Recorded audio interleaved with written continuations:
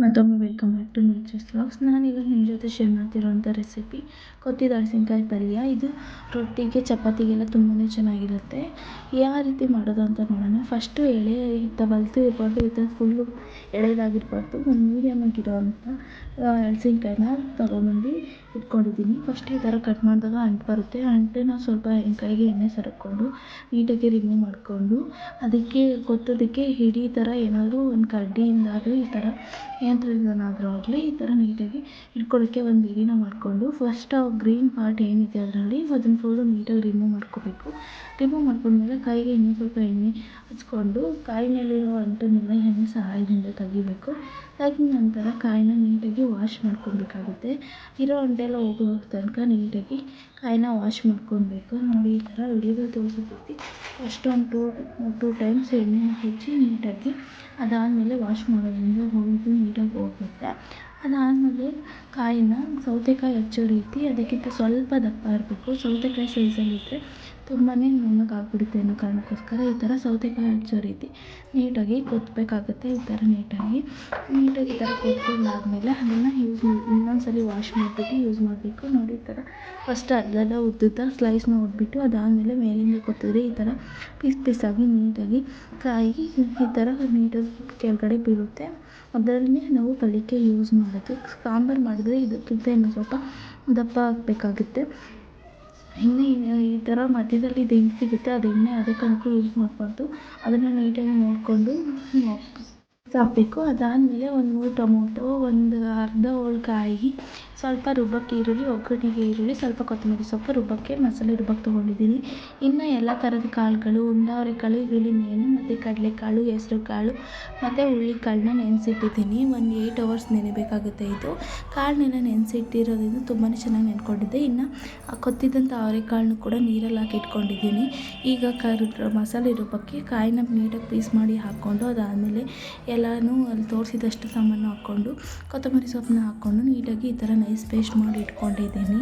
ಇನ್ನು ಇದಾದಮೇಲೆ ಇದೀಗ ಒಗ್ಗರಣೆ ಹಾಕಬೇಕು. ನಾನು ಕುಕ್ಕರ್ನಲ್ಲಿ ಮಾಡ್ತಾಯಿದ್ದೀನಿ. ನೀವು ಬೇಕಾದ್ರೆ ತಪ್ಪಲೆಲ್ಲೂ ಮಾಡಿ ಫಸ್ಟು ಕಾಳನ್ನ ಬೇಯಿಸ್ಬಿಟ್ಟು ಅದಾದಮೇಲೆ ಒಂದು 5 minutes ಕಾಳನ್ನ ಕುಕ್ ಮಾಡಿ ಅದಾದಮೇಲೆ ಹಲಸಿನಕಾಯಿನ ಹಾಕ್ಕೊಂಡು ನೀಟಾಗಿ ಕುಕ್ ಆಗುತ್ತೆ. ತುಂಬಾ ರುಚಿಯಾಗಿರುತ್ತೆ ತಿನ್ನೋದಕ್ಕೆ.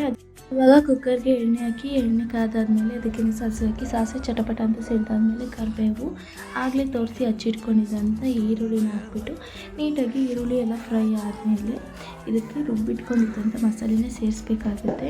ಈರುಳ್ಳಿ ಚೆನ್ನಾಗಿ ಕಂದು ಬಣ್ಣ ಬರೋವರೆಗೂ ನೀಟಾಗಿ ಫ್ರೈ ಮಾಡ್ಕೊಂಡಾದಮೇಲೆ ಇದನ್ನು ಈಗ ಮಸಾಲೆನ ಸೇರಿಸ್ತಾ ಇದ್ದೀವಿ. ಮಸಾಲೆ ಎಲ್ಲ ಹಸಿ ವಾಸನೆ ಹೋಗಿ ಕಲರ್ ಚೇಂಜ್ ಆಗಬೇಕು.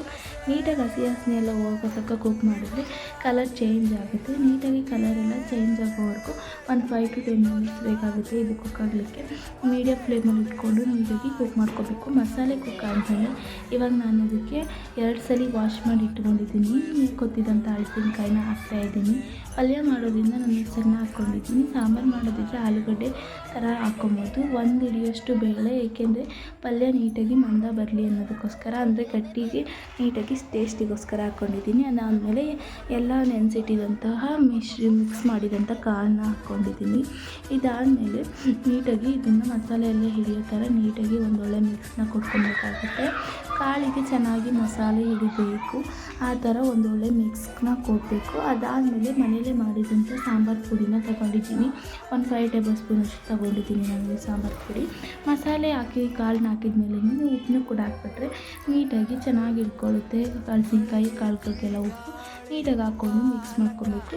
ಅದಾದಮೇಲೆ ಸ್ವಲ್ಪ ಅರಿಶಿನ ಪುಡಿನೂ ಕೂಡ ಹಾಕ್ಕೊಂಡು ಮಿಕ್ಸ್ ಮಾಡಿದಾದಮೇಲೆ ಮಸಾಲನ್ನ ನೀಟಾಗಿ ಗಂಟಿಲ್ದೇ ರೀತಿ ಕಲಿಸ್ಕೊಂಡು ಈ ಥರ ಹಾಕ್ಕೊಂಡು ಮಿಕ್ಸ್ ಮಾಡ್ಕೊಬೇಕಾಗುತ್ತೆ. ನೀಟಾಗಿ ಮಸಾಲನ್ನ ಹಂಗೆ ಹಾಕ್ಬಿಟ್ರೆ ಗಂಟಾಗುತ್ತೆ ಅನ್ನೋ ಕಾರಣಕ್ಕೋಸ್ಕರ ಈ ಥರ ಕಲಿಸ್ಬಿಟ್ಟು ಹಾಕಿ ನೀರು ಹಾಕೋಕ್ಕಿಂತ ಮುಂಚೆನೇ ನಾನು ಮಿಕ್ಸ್ ಮಾಡ್ತಾಯಿದ್ದೀನಿ. ಫೈನಲ್ಲಿ ಆಲೂಗಡ್ಡೆನ ಹಾಕೋತಾ ಇದ್ದೀನಿ. ಆಲೂಗಡ್ಡೆ ಹಲಸಿನಕಾಯಿ ಜೊತೆ ಸಿಗ್ತಾಯಿದ್ರೆ ತುಂಬಾ ಚೆನ್ನಾಗಿರುತ್ತೆ ಪಲ್ಯದಲ್ಲಿ. ಅದಕ್ಕೋಸ್ಕರ ಆಲೂಗಡ್ಡೆನ ಹಾಕ್ಕೊಂಡಿದ್ದೀನಿ. ನೀವು ಬೇಕಂದರೆ ಹಾಕ್ಕೊಬೋದು, ಬೇಡ ಅಂದರೆ ಸ್ಕಿಪ್ ಮಾಡ್ಬೋದು ಆಲೂಗಡ್ಡೆನ. ಆಮೇಲೆ ಪಲ್ಯ ಕನ್ಸಿಸ್ಟೆನ್ಸಿಗಾದರೆ ಇನ್ನೊಂದು ಸ್ವಲ್ಪ ನೀರನ್ನ ಕಮ್ಮಿ ಹಾಕ್ಕೊಬೇಕಾಗುತ್ತೆ. ಸಾಂಬಾರು ಮಾಡ್ತೀವಿ ಅಂದರೆ ಇನ್ನೊಂದು ಸ್ವಲ್ಪ ನೀರನ್ನ ಜಾಸ್ತಿ ಹಾಕ್ಕೊಂಡ್ರೆ ಆಯಿತು. ಇದೇ ಸಾಂಬಾರಿಗೂ ಕೂಡ ಇದೇ ರೆಸಿಪಿನೇ, ಪಲ್ಯಗೂ ಕೂಡ ಇದೇ ರೆಸಿಪಿನೇ, ಸ್ವಲ್ಪ ವೇರಿಯೇಷನ್ ಅಷ್ಟೇ. ಲಾಸ್ಟ್ ಫೈನಲಾಗಿ ನಾನಿಲ್ಲಿ ಕೊತ್ತಂಬರಿ ಸೊಪ್ಪನ್ನ ಸೇರಿಸ್ಬಿಟ್ಟು ಒಂದು 2 ವಿಷಲ್ಸ್ನ ಕೂಗಿಸ್ತೀನಿ ಅಷ್ಟೇ. ಪಲ್ಯ ತುಂಬಾ ರುಚಿಯಾಗಿ ಬಂದಿತ್ತು. ಸಾಂಬಾರು ಅಷ್ಟೇ ತುಂಬಾ ರುಚಿಯಾಗಿರುತ್ತೆ. ಹಲಸಿನಕಾಯಿ ಸೀಸನ್ ಇದ್ದಾಗ ಒಂದ್ಸಲ ಮಿಸ್ ಮಾಡ್ದಲೇ ಟ್ರೈ ಮಾಡಿ. ಇದು ನನ್ನ ಮನೆ ರುಚಿಯಾಗಿ ಬರುತ್ತೆ ಅಂತಲೇ ಅಷ್ಟೇ ಕೂಗಿಸಿರೋದು. ತುಂಬಾ ಚೆನ್ನಾಗಿ ಬೆಂದಿದೆ ನೋಡಿ. ಈ ರೀತಿ ಪಲ್ಯ ಕನ್ಸಿಸ್ಟೆನ್ಸಿಲಿ ನೀಟಾಗಿ ಇರಬೇಕು. ಚಪಾತಿ ಜೊತೆ ಅಂತೂ ತುಂಬಾ ರುಚಿಯಾಗಿತ್ತು ತಿನ್ನೋದಕ್ಕೆ. ನಾನು ಇದಕ್ಕೆ ಕಾಂಬಿನೇಷನ್ ಆಗಿ ಚಪಾತಿನ ಮಾಡಿದ್ದೆ. ನೀವು ಬೇಕಾದ್ರೆ ಪರಾಟ ಮತ್ತು ಅನ್ನದ ಜೊತೆನೂ ತಿನ್ಬೋದು. Thank you.